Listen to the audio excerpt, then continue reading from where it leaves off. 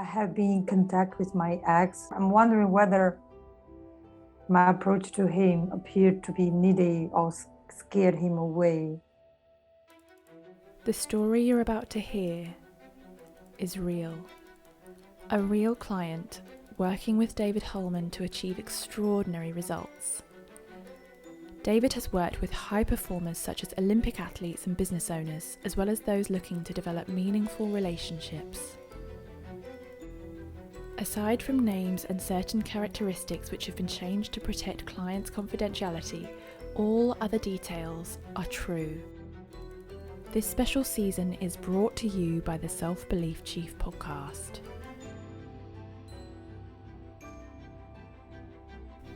In this episode, we're going to be talking to a client who's just telling me that they've recently been back in contact with an ex-partner, and whilst it felt right in the moment, in hindsight they're actually questioning their intentions and behaviours and questioning themselves in terms of, was it the right thing to do? And we all might be able to relate to this experience where in hindsight it just doesn't feel right anymore. We're going to find out why she got back in contact with this ex-partner, but also design a version of herself, an identity that allows her to operate and function at her highest level. Let's get into the episode. And another thing, I've been honest with you, is I have been in contact with my ex for a few weeks.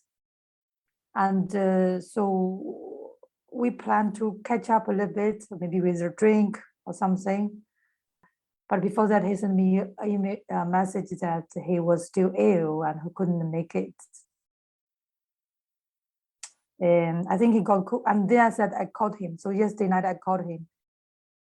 Yeah, so he got COVID and he didn't have any test kit.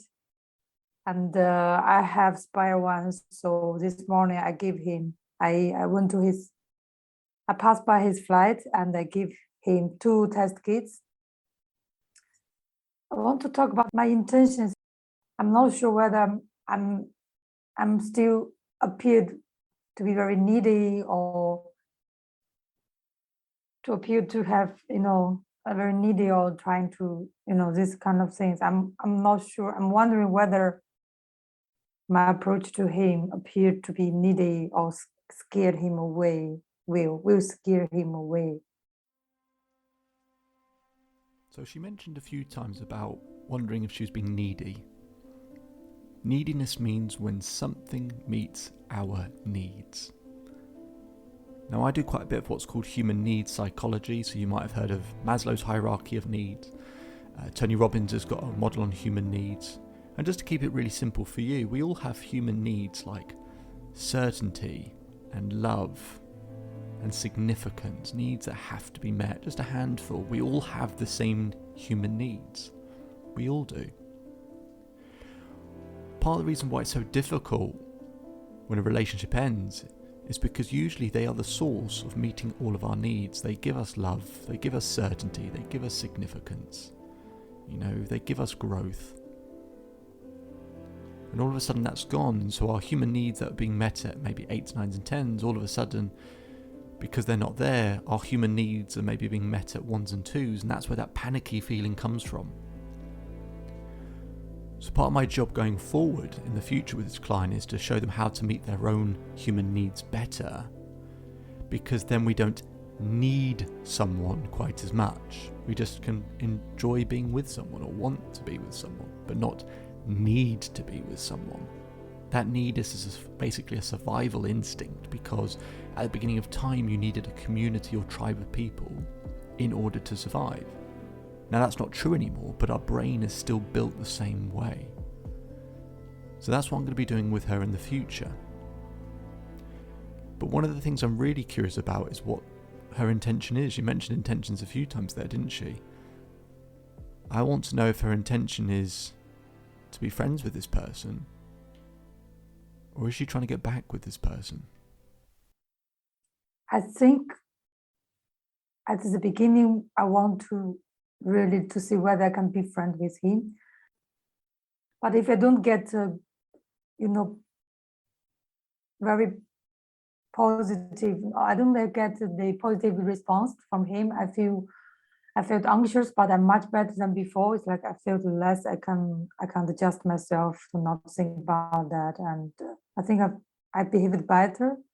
But still, I feel a little bit anxious sometimes. For instance, this morning, I passed by his flat and give him 2 test kits without letting him know, and so it's like it feels like yeah.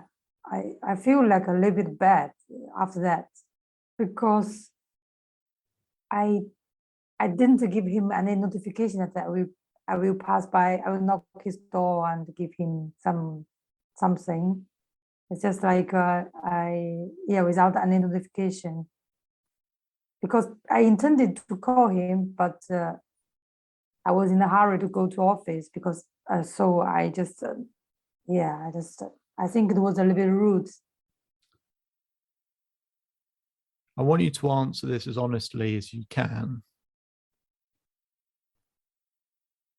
If he said he wants to be back together with you, what would you say?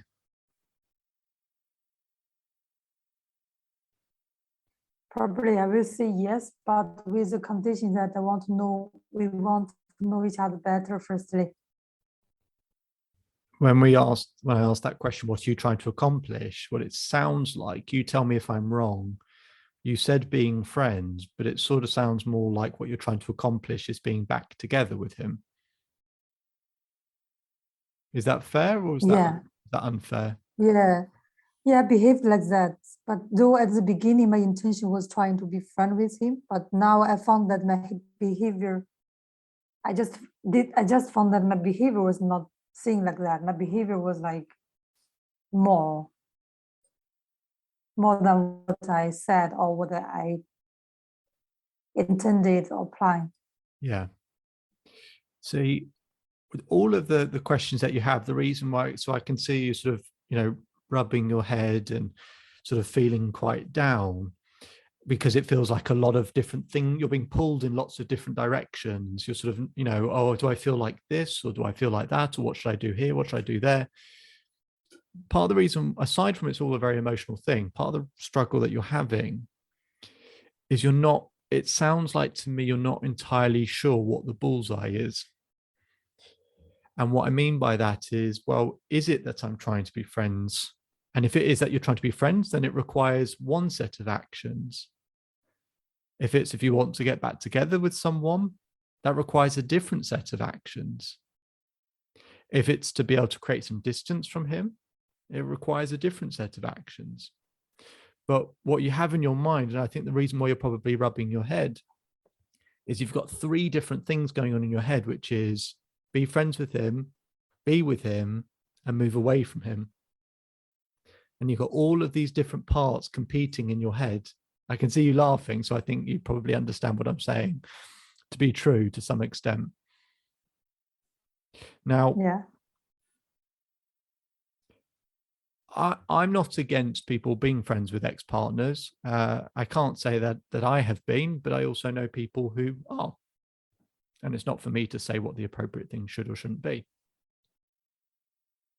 But at the same time, we also have to understand really deep down, 1, what we want, and 2, what does the other person want? Because whilst it's in the place that you're thinking that you want to be together with him, but you're doing it through the lens of trying to be friends with him, then all the actions that you're taking are going to be inaccurate. They're not going to be the right things. If you're taking the actions to be friends with him, but you're trying to get back together with him, that it's going to create this sort of confusion. We can't trick people into getting back together with us. I say it like that, not because you are trying to trick someone to get back together with them. It's not our intention to trick someone. But people will often say they're doing it through the lens or the guise of we're being friends, and as if they won't notice, and then all of a sudden we'll be back together. Part of it is, I'm not saying you have to do it all at once, but also being quite clear in terms of what our intentions are. Not straight away, But if it is to get back together with someone, then we commit to that. If we think it's a realistic possibility, if we know the other person isn't in that space or doesn't want it, then we have to accept that and we have to find a way to create distance. Because if we can't be in a place where we can genuinely be friends with them without, them being able to live their life, all the things that you worry about, them seeing someone else, or you see them having good times around other people, or whatever else it might be, if that's uncomfortable and painful and they have no intention to get back together, then trying to be friends with them isn't really going to work for you either. It's going to cause you more stress and more anxiety. As uncomfortable as all of that is, I know, let's start with by saying, do we think, if I asked him, is there a possibility that you will reconnect and be back in a relationship? Do you think he would say there's a possibility, or do you think he would say there's no possibility at all? What would he say, do you think? What do you think he would say to me? He's not sure, I think. You think he's not sure? Why do you think he would say to me he's not sure? Why would he say that to me? What makes you think that? Because from my interaction with him, I think somehow he still cared. And he planned the time, the place to catch up in the bar. I think somehow he still cares. But also I think he's still scared by the previous, maybe we also have previous problem. Mm-hmm. Again. What would he say he's scared of? And scared that it's like he needs a lot of space, that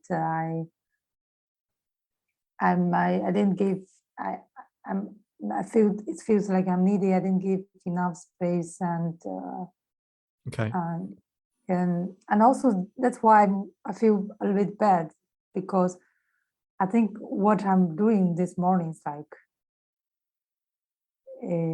I think maybe makes him scared that I didn't give him any notification that I just appeared in front of his door. Of course, he didn't invite me inside, and probably he had COVID. So I just handed over this test kit, and he thanked me, and then I said, take care, I need to go to work, and then that's it. So you sort of hit the nail on the head for yourself there, which is, what is he scared of? That he won't have space, and we're wondering if we're doing the right thing. And you've said you've in some ways invaded his space. Yeah. You can hear the disconnect there, can't you? She's closing the gap because that's what she values, and at the same time ignoring what he values. And as a result, he's not going to feel like she really gets him. It's not going to help. It's not going to make things better. We get confused by films like Love Actually and lots of other rom-coms where the big gesture or closing the gap, and that's not really how life often works. Especially when someone's just ended a relationship. So we've got to understand what other people value, because otherwise the default is we give them what we value. Now, many of you will be having your own opinions during this episode, saying, oh, just move on, or, oh, you've got a chance, go for it. You'll all have very different opinions. The thing is, my only interest as a coach is the health and well-being of my client, that she's healing and doing better and doing well. It's not for me to say what she should and shouldn't do. I don't know her ex-partner. I don't know if they're supposed to be soulmates. I don't know.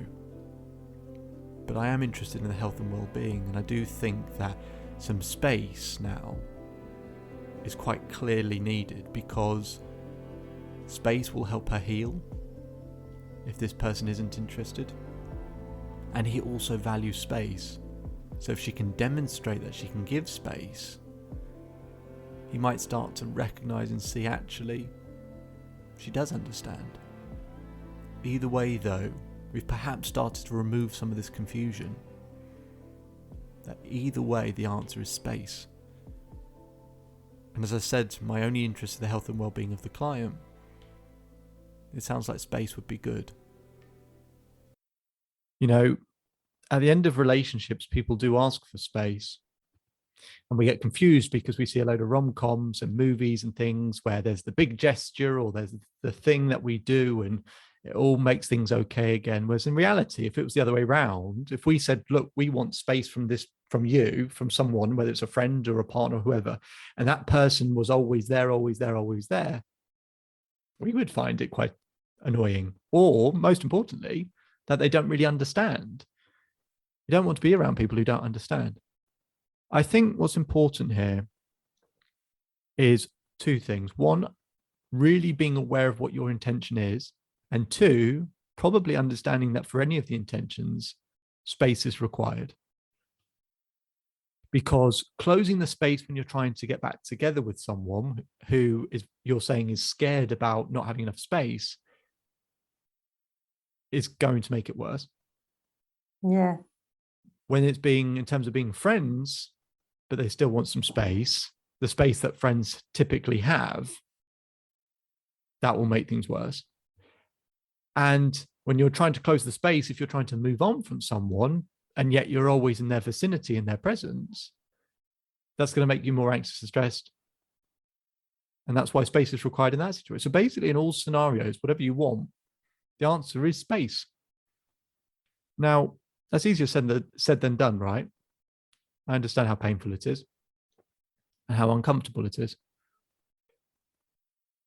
Which of those three is your real intention? I think my real intention is I can improve or I can change myself or we can adjust each other to trying to get back. Probably that's my intention. My intention. So that sounded like a combination of two different things. So in terms of improving yourself, so if we've got those three intentions, let's say one intention is that you're healing and feeling better. Another intention is being friends, and another intention is getting back together. Sounds like the top of that list is you getting better first. Is that fair? Is that the right answer? Yeah. Okay. I think so. Okay. So that's what we need to talk about, because I don't know what the future holds for you with this particular person. I don't know how things have progressed or escalated or whatever. I do remember you saying previously that, look, there was no way that he was ever going to be in contact with me. And the bit of time's gone by where you've done your own work on yourself, and with a little bit of space, it's opened the door again in some way, at least in terms of communication. That's proof that space works, by the way. It's proof that space works. Yeah. Now, the real thing, as you said, is my intention is getting better myself. If that's true, do not compromise it by putting him first. If you put him first, again, ironically, it's not going to help with any of those intentions or scenarios. It's not. It actually isn't. Yeah. You being in a healthier, stronger place where regardless of what's going to happen, you can at least manage it more easily. Yeah. Is important and would help with any of those intentions and scenarios. But if truthfully your intention is that you get better first, do not put him first. Do not put him before your health. I could tell you 100 different ways in which you could do that. But I know I've spoken with you a number of times. I know you're smart. I know you're intelligent. I know when you're doing well and things are going right that you've got good intentions. and that you're a kind person and a giving person. I know all of that. But when we're struggling, it's a bit different. So let's pretend you're not in your own body right now. Let's pretend there's someone sat right next to you. And that's the version of you that knows exactly what to do. Where you're sat doesn't know what to do, but the person sat right next to you knows exactly what to do. No questions, knows exactly what to do, absolutely sure of themselves. I would like you to ask them, how do they look after themselves? How do they heal? How do they put themselves first? So I would like you to turn to this person. And firstly, maybe tell me before you answer that question, how does that person sit? Someone who's really, confident, sure of themselves, healthy, feels good. How does that person next to you sit? You might be wondering, why on earth has David just asked, how does that person sit? Well, let me give you a bit of insight. There was a study done by Amy Cuddy from Harvard who found that when you adopt certain positions, it changes the hormone balance in the body. So if you stand like Superman or Superwoman with your hands on your hips, standing up straight, or you're lying back with your hands behind your head, and you do that for 2 minutes, it drops the cortisol, which is the stress hormone, by 25%, and it boosts the testosterone and oxytocin by 20%. So that's a 45% swing in your hormones in just 2 minutes. What the client is experiencing is a lot of cortisol, amongst probably other hormones, stress hormones that are probably taking over her body. And there's a phrase which is fear is physical. We try to work things out in our head, but actually when we're sad, stressed, anxious, fearful, you can feel it in your body, can't you? So how do you think we might want to make a change? Through our body, through our physiology, along with our focus on our language. So what I'm trying to get her to do here is see someone else achieving the results that she wants. Get an understanding of how that person sits, stands, because all of these things shift the body in a way, and as a result, change how we think and feel. So I'm going to get her to define this new identity who has everything solved, because it's hard to sometimes drag ourselves to become something, but it's easier to define an identity over there and step into it. So let's find out how she thinks this person would sit, how they would stand, and how they would behave.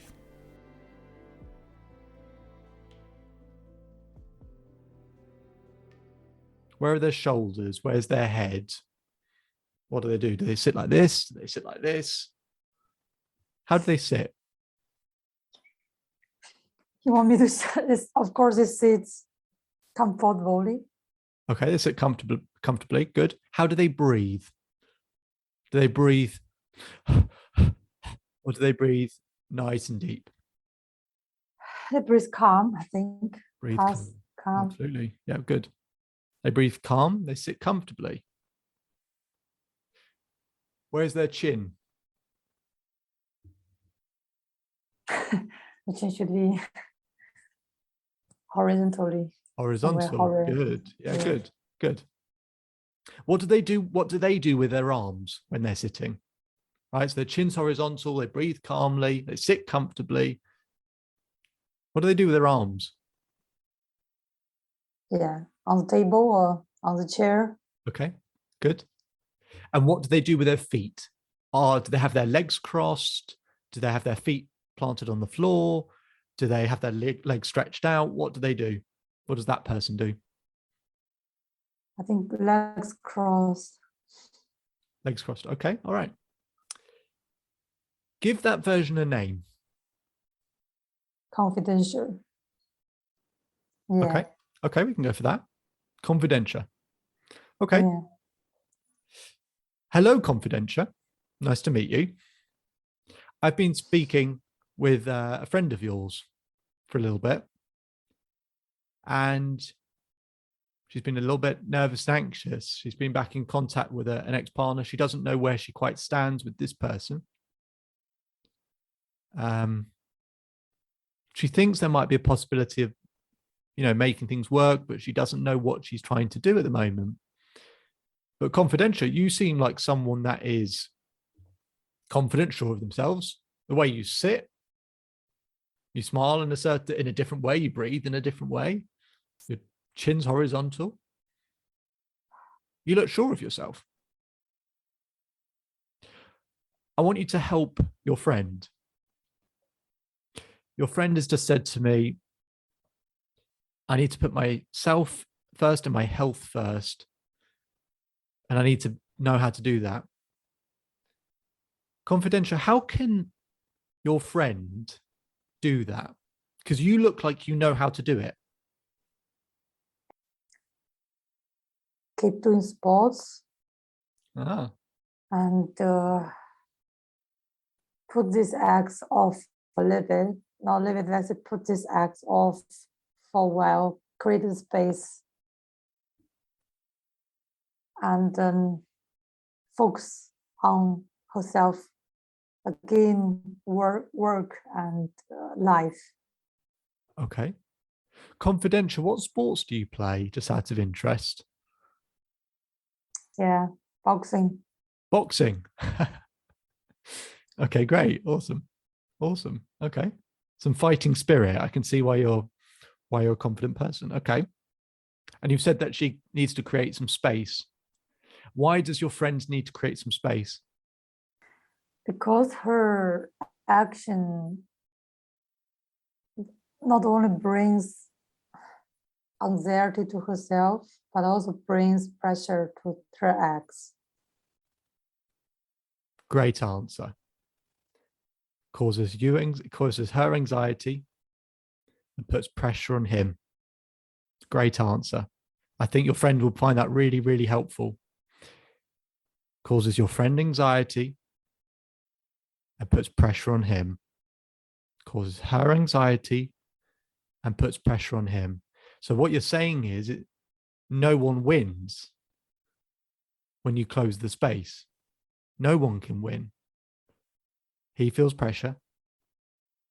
She feels anxiety. So confidential, we're going to spend a bit more time just to help your friend a bit more, because I think that's really, really helpful advice.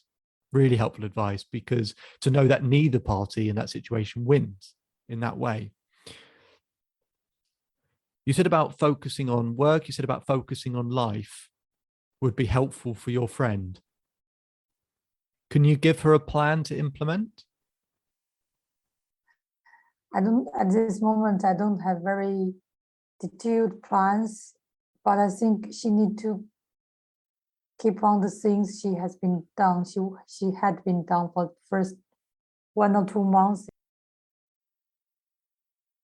You said, some of the things that she was doing earlier on were helpful, and actually it was getting her in a good place, a good position.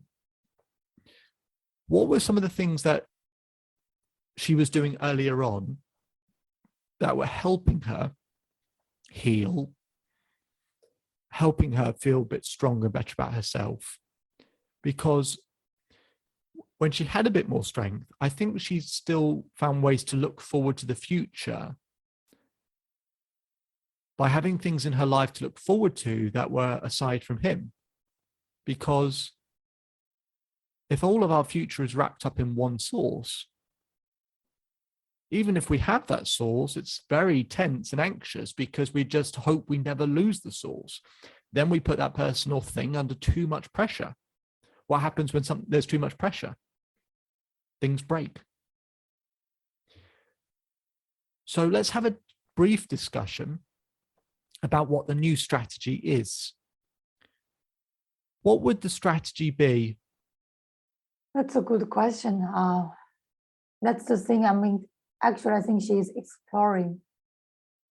First being friends, give space, and then getting to know more about each other. I think it's a good strategy, but maybe she didn't, her self-control is not Yes. enough to implement this strategy. Understood. So we've got the right strategy, but we're not implementing it as well as we could be, or she's not implementing it as well as she could be doing. Okay, good. Yeah. What will help her, confidential, what would help her implement it more effectively and more efficiently? And I'll give you a bit of help as well, confidential, in the sense that at the moment, the reason we make decisions is if we associate pleasure or pain with it. We act if we associate more pleasure with doing one thing and more pain with doing something else. Essentially, what we want to do is associate more pain with the behavior we don't want to make and more pleasure with the behavior we do want to take. Now, I could really squeeze that, but before I even attempt to do that, because that will start to feel very uncomfortable, how can we associate more pleasure with implementing that strategy that she's got and more pain with disobeying that strategy? Confidential, how could she associate more pleasure with obeying the strategy and more pain with disobeying the strategy? The pain is my anxiety, and the pain is her anxiety, not your anxiety, Yeah. her anxiety. Yeah, good. Yeah. Her anxiety and her anxiety, her worries, and her focus on herself, on building up her own life. And the pleasure thing is she was challenging herself. If there was more movements, more progress, she felt a little bit more confident about herself. Good. Really good.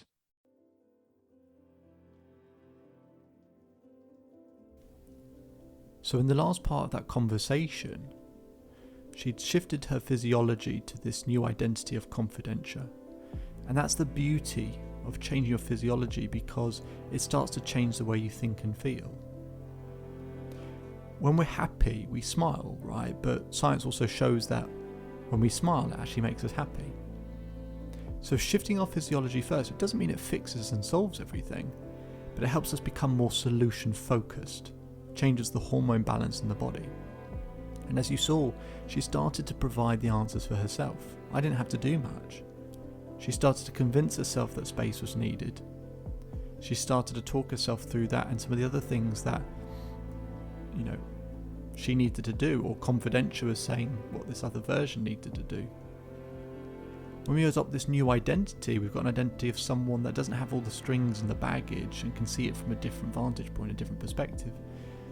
And we'll continue to develop that identity, because that will always be a place then she can go to when she doesn't feel quite as strong or as powerful or as decisive. She knows that she can adopt this identity, maybe not all the time, but she'll get used to it. She'll become more comfortable with it. And it's from this place that she can maybe make decisions that really help empower her. And the last thing that she mentioned, which is perfect, is she talked about focusing on her own progress and growth. When we come out of relationships, our growth can feel stunted for quite a while, but even if you just start developing in some other areas of life, whether it's your friendships or your career or your health or your spirituality or whatever it might be, your family, progress equals happiness. So finding growth in other areas, we start growing and then we start looking back and go, if I was still in that relationship, I would never have grown in this way and made progress in this area and achieved this. Isn't that interesting? And so we start to see a different way that life can be, because we all hold on to one picture of what we think a good life looks like, and when that picture gets torn up and thrown away, we think our life is over. But truthfully, there are 10 other pictures that we'd be perfectly happy with. Now, you don't have to see that picture straight away when you come out of a relationship, because it's hard. You don't have to see that straight away, but I'm just planting a seed now that will later grow into something. And that's what we've done in this conversation. I'll continue to work with her, show her how to shift that hormone balance, how to find a new picture, a new compelling future, how to meet those human needs we spoke about earlier, how to master her emotions better. There's lots of things we'll talk about, but this is a good step in the right direction.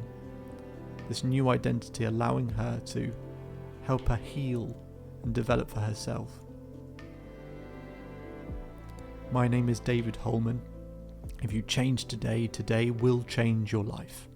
So enjoy the rest of your day, enjoy the rest of your life, and I'll speak to you again soon.